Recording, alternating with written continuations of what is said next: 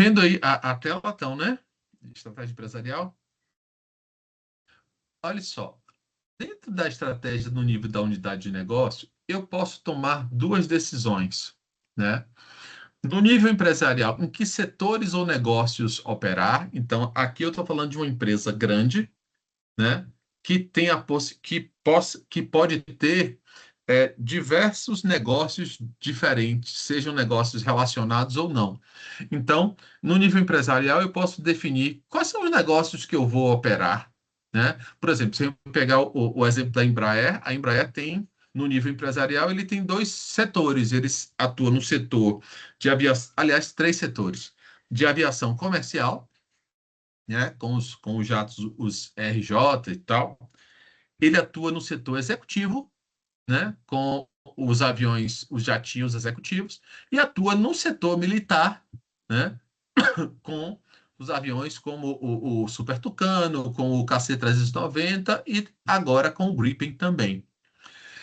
Dentro da unidade de negócio, eu posso tomar uma decisão de como eu vou operar dentro desse setor, que seria justamente qual estratégia, né, eu vou utilizar para concorrer dentro do meu mercado. Então, uma unidade de negócio nada mais é do que um subsistema, né, que tem um mercado, um conjunto de concorrentes e uma missão diferente dos outros subsistemas organizacionais da empresa. Então, o que eu posso dizer, mantendo o exemplo da Embraer, é que o cliente dos aviões militares é diferente do cliente dos aviões executivos, que são diferentes também dos clientes dos aviões comerciais, né?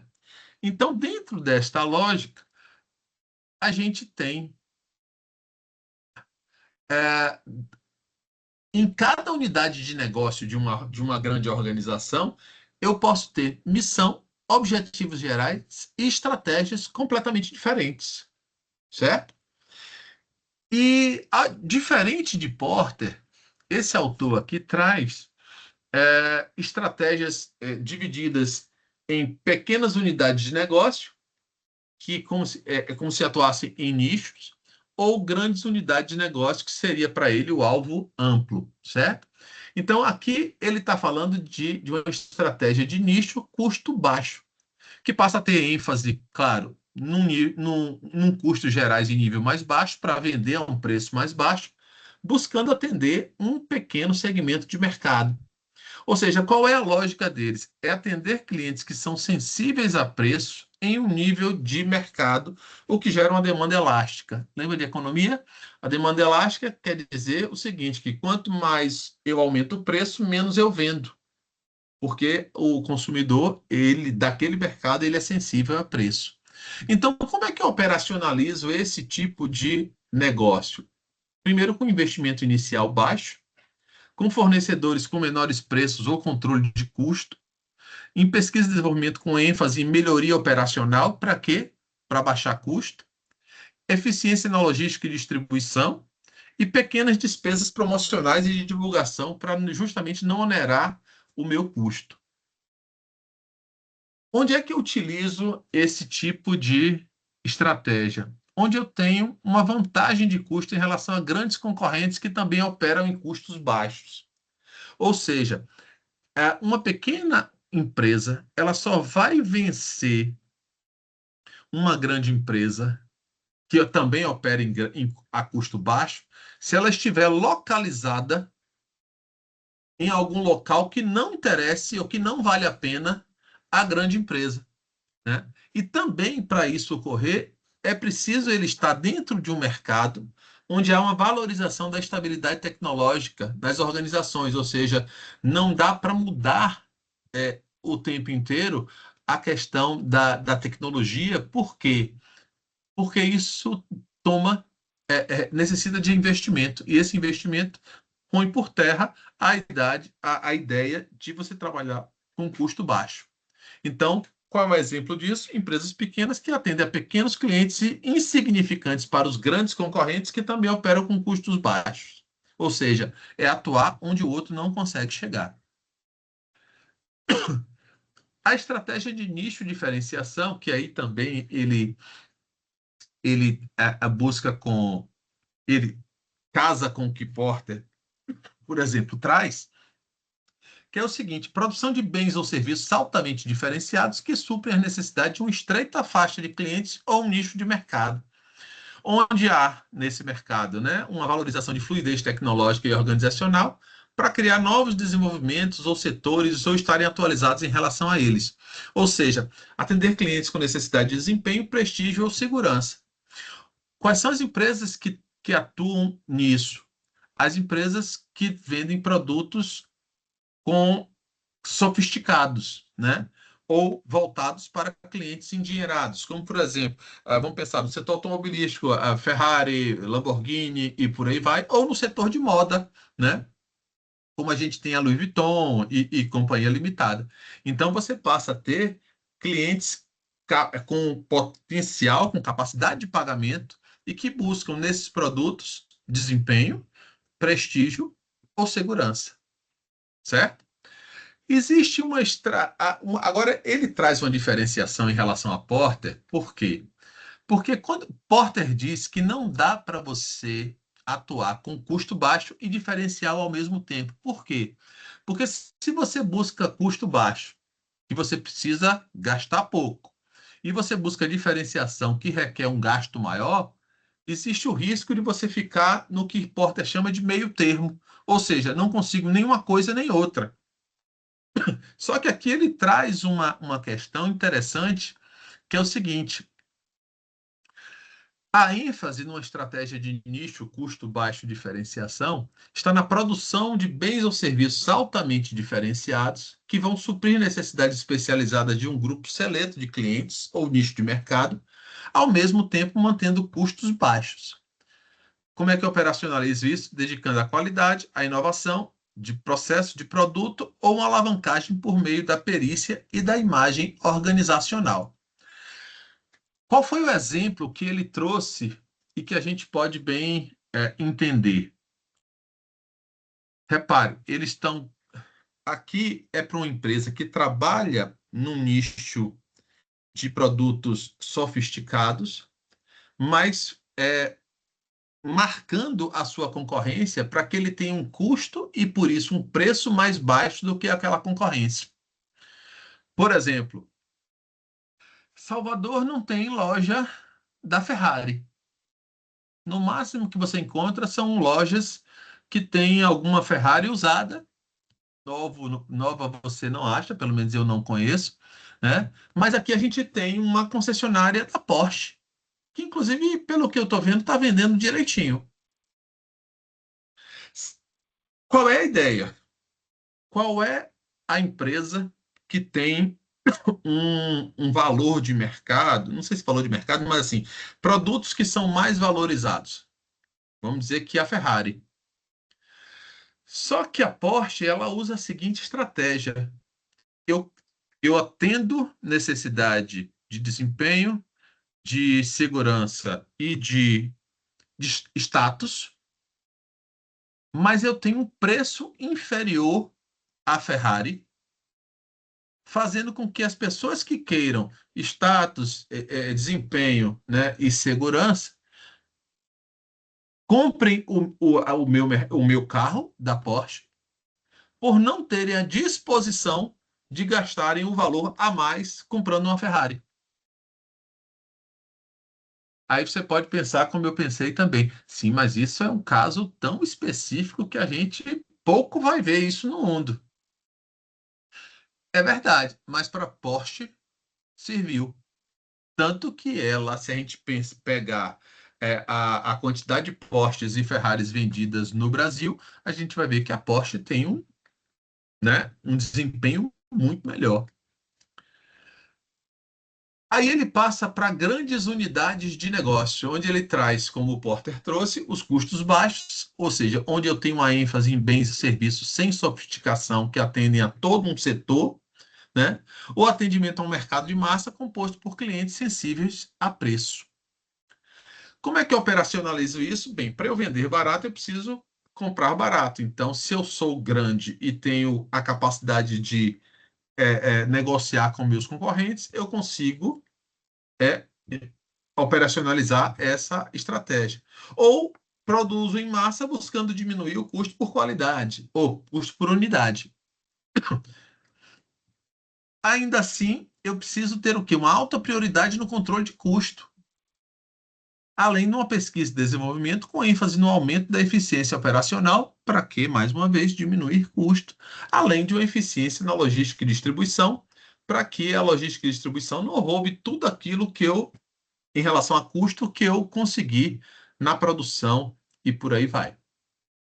A outra coisa, então eu preciso de eficiência na logística e distribuição, que está repetido aqui, e não enfatizar o desenvolvimento de produtos ou serviços novos ou melhorados.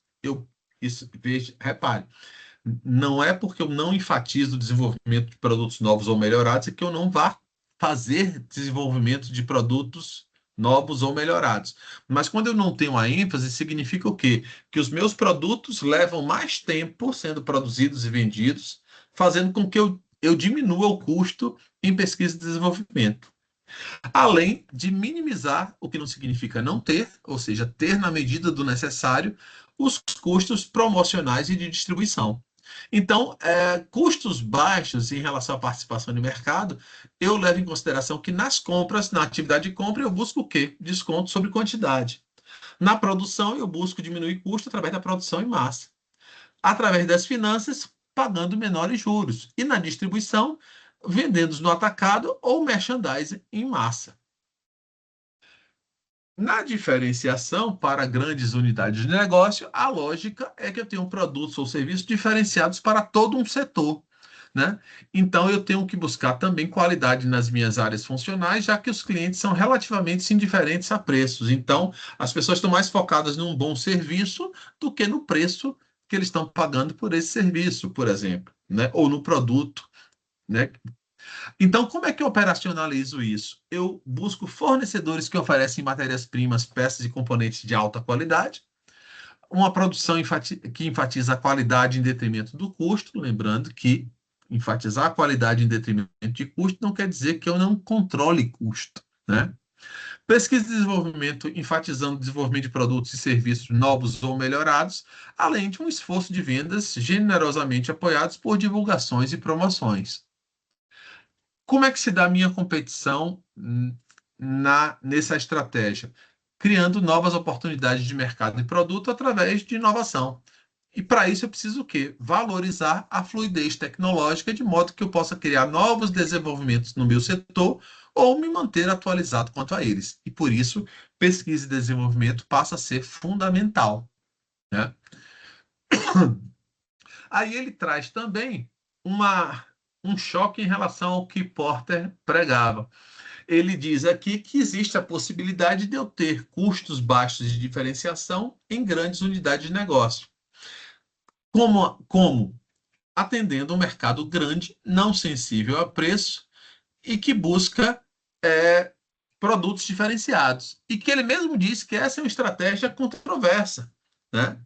Só que como é que eu consigo custo baixo e diferenciação? Através de um compromisso com produtos e serviços de qualidade, uma demanda crescente, resultando numa maior participação de mercado, e aí que eu vou diminuir custo quando eu ganho economia de escala, ou custos menores nas atividades de compra, produção, finanças, pesquisa e desenvolvimento e marketing. Posso afirmar que é possível ter essa estratégia? Mas é muito difícil atingir, porque você está trabalhando, como ele mesmo diz, dentro de uma estratégia que tem controvérsias aí, certo? Então, quais são as estratégias genéricas dentro dessa estratégia de 10 para grande unidade de negócio? O que ele busca? Qualidade nos produtos e na tecnologia utilizada, buscando se diferenciar dos concorrentes para vender em grande quantidade, para que através da economia de escala ele tenha menores custos, mas menores custos que a concorrência, né? Então a gente tem que levar isso em consideração. Existem também a possibilidade de estratégias múltiplas, que são organizações que, dentro das suas unidades de negócio, ele passa a ter estratégias diferentes em cada um dos locais onde ele está, de acordo com o que ele tenha de concorrência, certo? Então, aqui, minha gente, é um quadro, né, onde ele passa a definir quais as características de cada uma das estratégias, né, com a estratégia genérica de unidade de negócio, com a ênfase na unidade de negócio, né, a cobertura de mercado, e aí a gente passa a ter um resumo daquilo que a gente viu até então.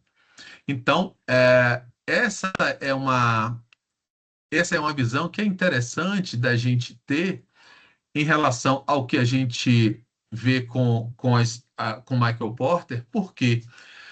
Porque isso permite a gente compreender que além da, vamos dizer, do normal, ou normal não, mas do corriqueiro, que a gente ter alvo amplo e alvo estreito e trabalhando com estratégias de diferenciação ou liderança de custo, existem outras possibilidades em mercados que permitem a gente ter, ao mesmo tempo, a busca por liderança de custo no meu setor e diferenciação, certo? Seja para grandes unidades de negócio, ou seja para pequenas estratégias de negócio, que esse autor acaba tendo uma conceituação um pouquinho diferente, mais válida, certo? Então, essa é a lógica do que eu queria mostrar para vocês, mostrando que a estratégia empresarial, às vezes, ela não é uma só, porque algumas organizações cresceram, ficaram tão complexas, que passam a exigir que cada unidade de negócio ela tem uma estratégia diferente de acordo com o mercado que ela atende. Até porque o que é que vai fazer com que a gente tenha uma, uma estratégia? Primeiro, o cliente que a gente quer atender e sua necessidade e possibilidade de pagamento, gosto, cultura e por aí vai, e a concorrência que a gente tem em relação ao nível de concorrência que a gente tem e que vai definir a necessidade que a gente precisa, assim, a necessidade que a gente precisa atender para que a gente seja capaz de concorrer com quem está no mercado, certo? Então, de uma maneira geral, isso é o que eu queria mostrar para vocês hoje e esperar que quem não entregou ainda a atividade, que tem até amanhã, né, às 23h59, que eu acredito que amanhã, né, sexta-feira, a gente tem, ainda mais Dia dos Namorados, né? Então a gente tem a gente quer mais curtir a vida, o que eu espero que vocês façam, né? E que qualquer dúvida que vocês tenham até então, né, eu estaria à disposição, tá bom? Deixa eu dizer uma coisa para vocês. Sandra tinha falado comigo em relação ao modo como está apresentado as notas, né, dentro do AVA, e que realmente eu não entendi por que ele está fazendo daquela forma, mas ainda assim, o que é que eu vou fazer? Eu vou pegar as notas de vocês, vou colocar dentro do portal, né, do Sagres, e ali fica valendo o que a gente tem em relação às notas, tá bom? E aí eu aviso a vocês quando eu tiver. Bem, eu vou colocar a primeira, a segunda nota amanhã, e aí quando vocês entregarem, aí eu vou fechando a terceira nota e vou, né? A gente vai fechando a terceira nota e vai colocando também no portal, tá bom? Alguém tem alguma dúvida, minha gente? Algum comentário, alguma questão? Me contem aí.